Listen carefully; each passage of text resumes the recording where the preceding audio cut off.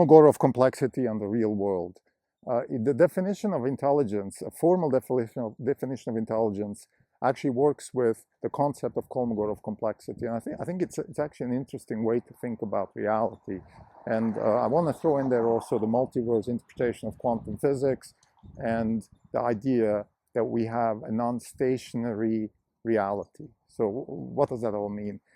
First, let's start with what is intelligence. Intelligence is the agent's ability to react to the environment. Now, the problem with that is that if we knew how the environment is, we could potentially computationally solve that problem. So we would have a formula that tells the agents what to do in each circumstance.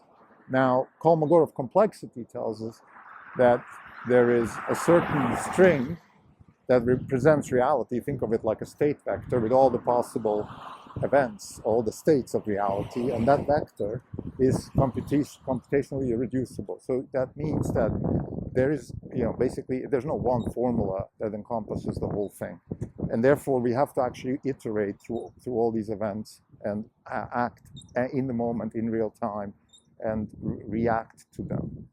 That also means that we have continuous learning. We will never learn everything, and that's, the multiverse interpretation of quantum physics tells us that we have an ever-expanding multiverse with basically everything that's possible in the laws of physics actually happens. And even maybe the laws of physics themselves could be different in different universes. But let's just stay with our universe here and the multiverse that we operate in under the laws of physics that we know. Everything that is actually possible is going to happen.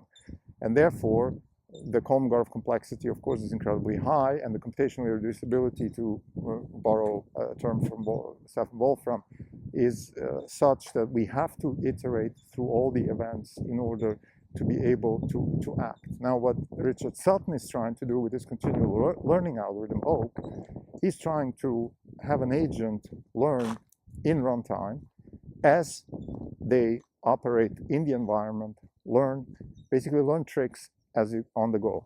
Now, if we look at this, we might say, okay, that's fine. That's kind of like humans learn, so that's a good thing. I think the one puzzle piece that is necessary here, which I'm working on right now and I'm going to discuss soon, is the generation of virtual worlds. I think that's necessary because we can't have an agent just go through one world like we humans. It's going to get us to human intelligence. It's going to get us maybe something like really good human intelligence. But if we want super intelligence, we need to have an agent that can somehow iterate through many, many different worlds. And I think that's where the generation of virtual worlds comes into place. So I think the combination of Sutton's OAK architecture with the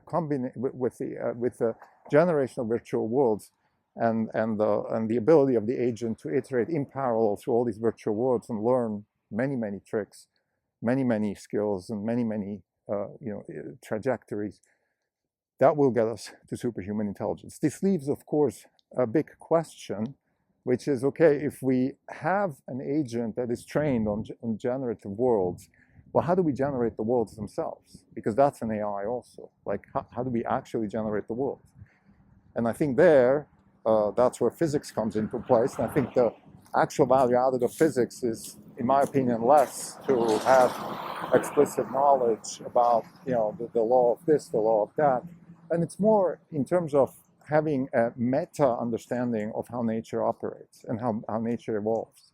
So set a certain maybe foundational set of goals and have nature evolve the same way that the agent evolves in a sort of OAK type architecture. So nature, so the generation of virtual worlds, in other words, follows the same trajectory like the agent itself. It creates its own world based on a continual learning algorithm.